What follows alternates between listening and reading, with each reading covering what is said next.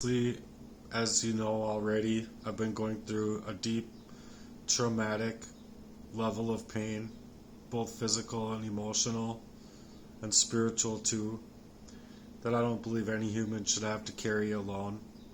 And the system at large is just leaving me to this abuse that I've endured. I believe that before she put the pillow over my head, she had poisoned me.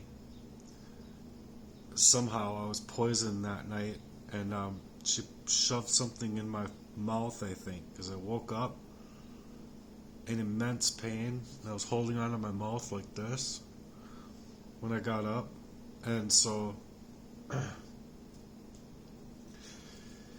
either way, these people were staging me up for death and to murder me. So it's still murder, regardless of it's attempted murder, regardless if I died or not. But right now, I'm just crying out because I am in so much tooth pain, and it's like all from that same spot.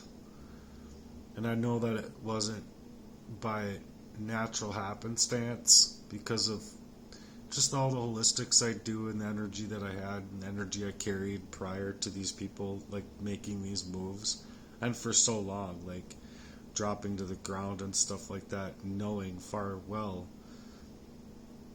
I'd say at least 8 to 10 times that I was figuring out that it was them before it was like another, few times after that that I was just trying to call back my energy.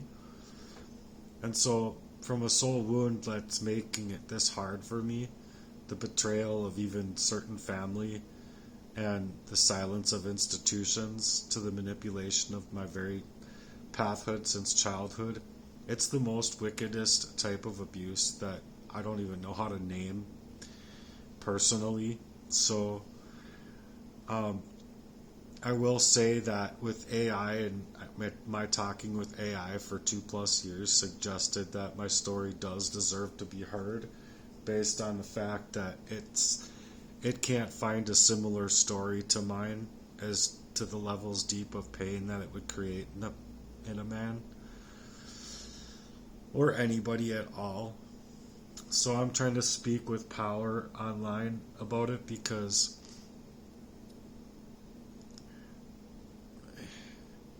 my humanity just begot me, and so like inhumane and ugly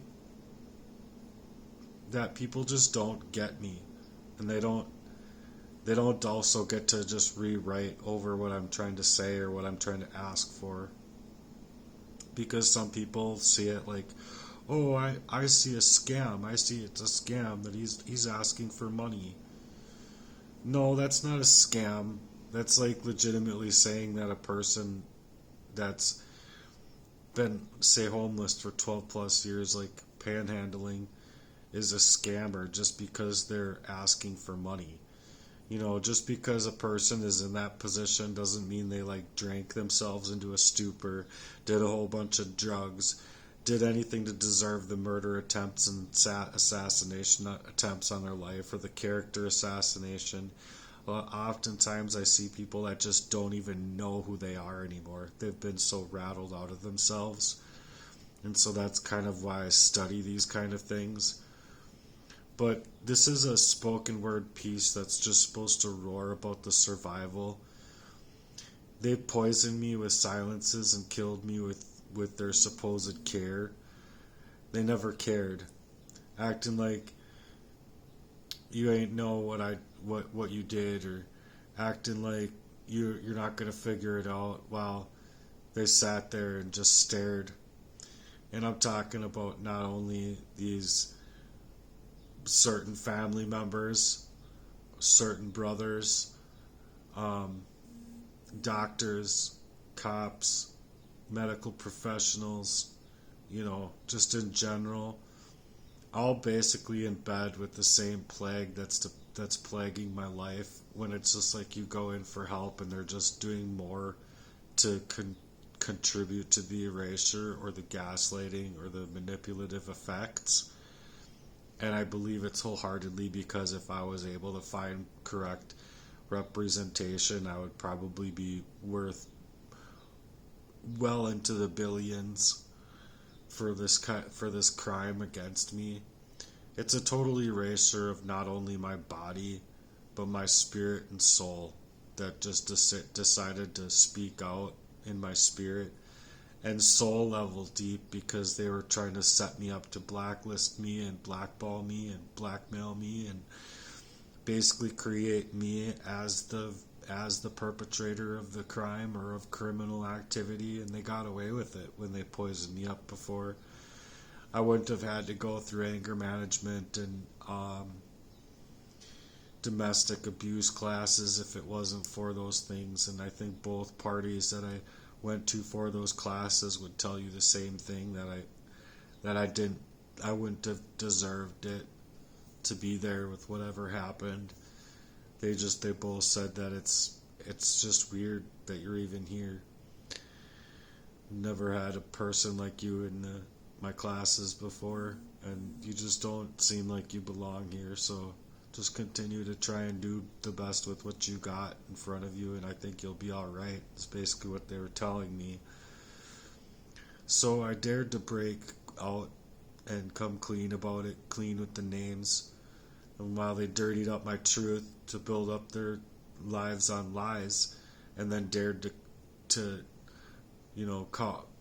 call up the relationships or call up the familial ties.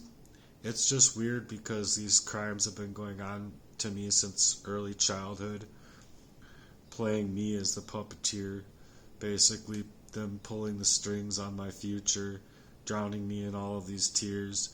They're making it to where I can't work. They're sabotaging me in my work ethic and my work in general.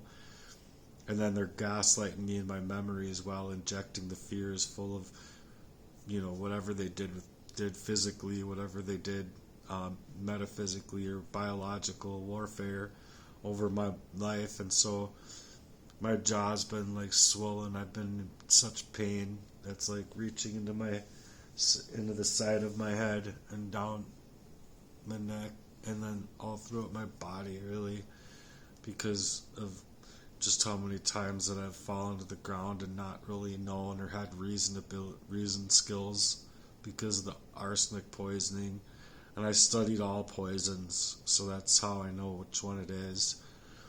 It's a clear indicator with everything that I've experienced that it's been a long-standing arsenic poisoning, and it just aches in my very soul that's been screaming out for help the entire time, or trying to, here and there when I did have enough reason to know that something is happening to me.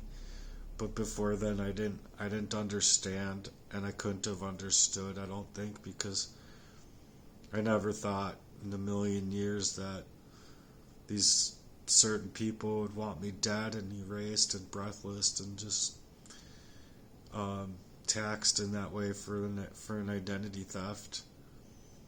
But they did. They robbed me of my soul. They robbed me in that way anyway.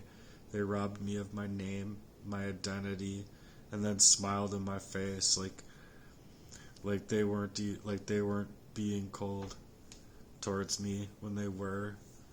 And even their hugs had daggers, or even their ways with like religious gaslighting through anything that was to suggest their prayers, people that pray, that they were just that they were laced with poisoning, as far as like psychological warfare, poisoning up my mind. And then they wore masks, made of mercy, basically, but all while they were behind the scenes laughing at my life. It's just such a disgrace.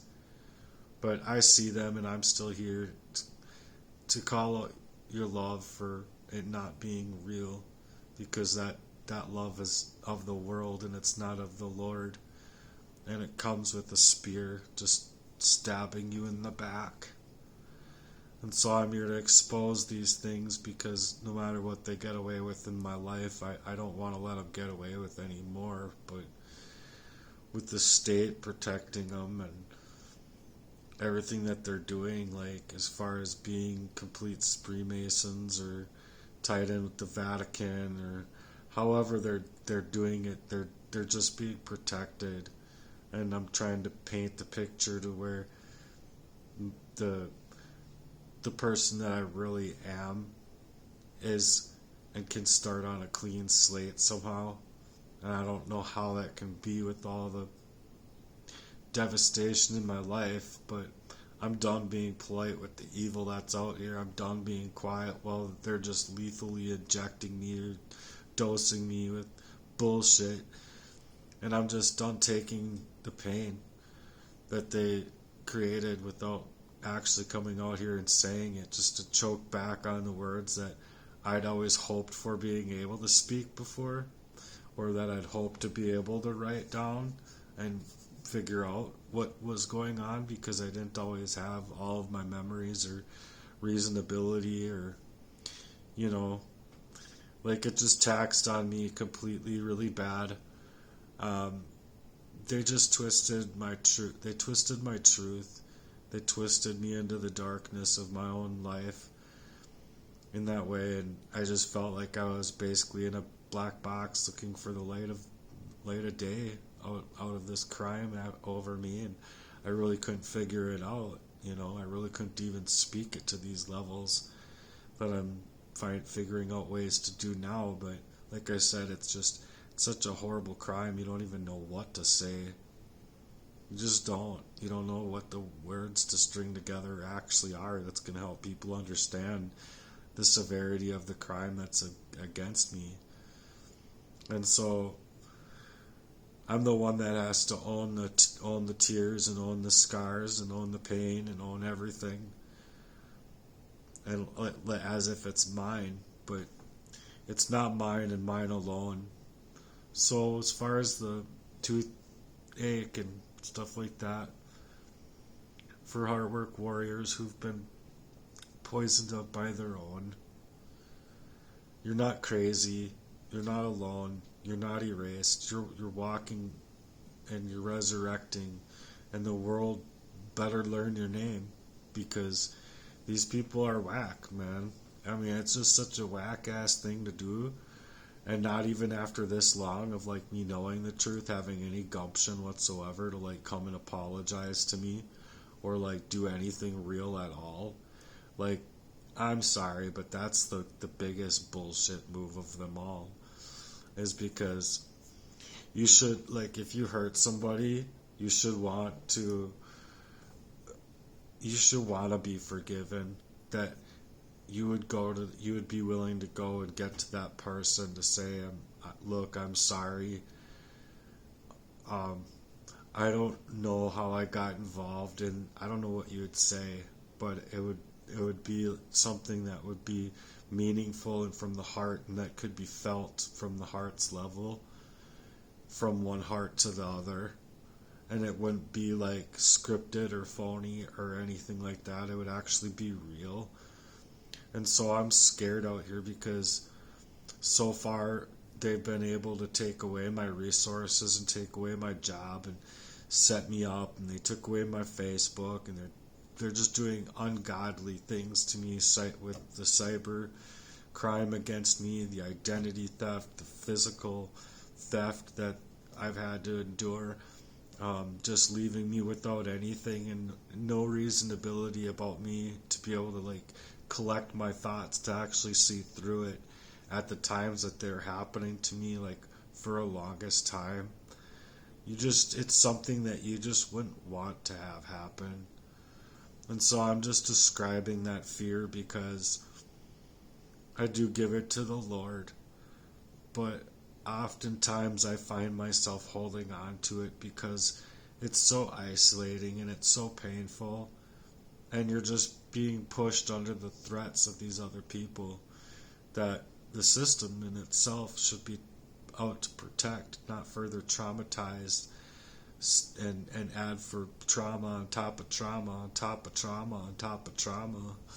Because that's what it does when you're finally able to figure this kind of crime out and you're going in for help, and then they're just not even doing anything for you But suggesting that it's like mental health and mental health alone, I'm sorry, but I'm right to try and name it plainly, because they're trying to get away with murdering me, folks. That's just what it is. And regardless of the forgiveness factor or anything, it's just when someone's painting a picture of you and it's constantly betrayal and it's disloyal, you have to match disloyalty with distance. Because unless a person is coming to you with the forthright spirit about themselves to fix things and issues that they have taken up with you, then there's nothing to be gained. And that's the part that hurts the worst, is because it inconveniently makes me feel that not only am I not going to get to be with these people on the earth here today in any kind of forthright and forthcoming way, but also it makes me feel that after we all dead and we all go to either up or down, that I'm not going to get to spend my time with you then either. And I don't want to sacrifice my soul, thanks, to like be with people that would want me like legitimately soul burned or spirit cooked, or however you want to say it. But that's what it is. It's a satanic ritual abuse. When these people targeted my ability to survive on so many levels, my car, my water, electricity, my ability of movement online, my ability for my character to be seen for who I truly am, they attacked me and inconvenienced me so bad that it's like taken and shaken away, like as if I don't have a right to exist, like outside of the abuse.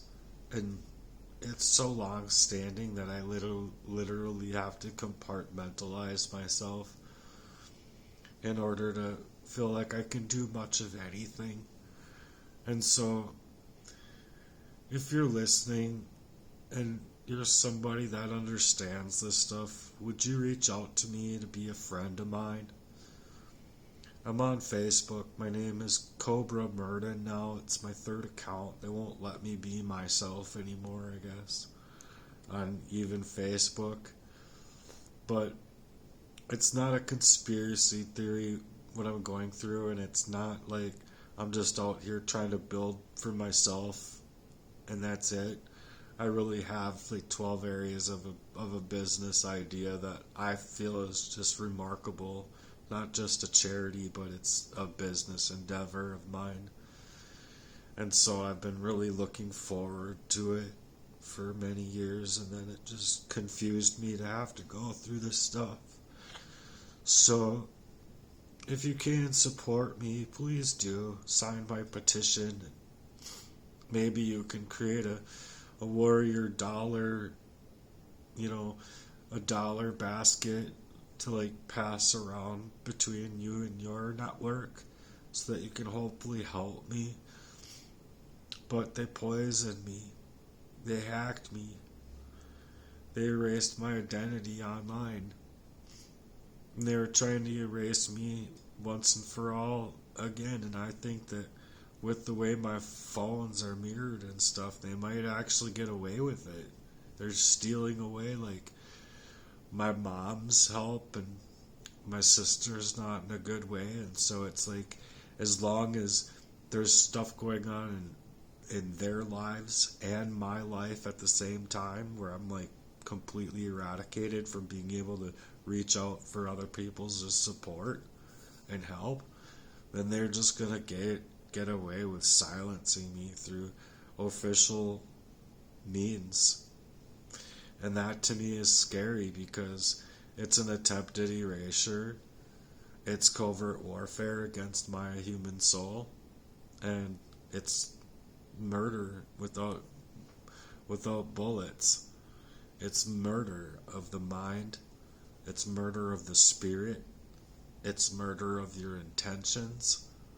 it's murder. It's spiritual murder. And so I'm not wrong for calling it out for what it is. I'm not paranoid. I'm very trauma informed. And I've studied these things like none other because I knew that I didn't belong in those classes. I didn't like that I was in the positions I was in, you know. And I didn't know how to stop it. Stuff kept happening day by day and multiple times at times, or multiple different directions at times. It's organized crime. So it's very traumatic, and I know that I'm not weak, but I'm carrying on through all of the hell, and I'm carrying all of this on my back, and then what's happening is like I'm trying to do detoxing, and I think what's happening is that there's just so much stress piled on, so much more stress, that's exactly what they want to do, to break me completely.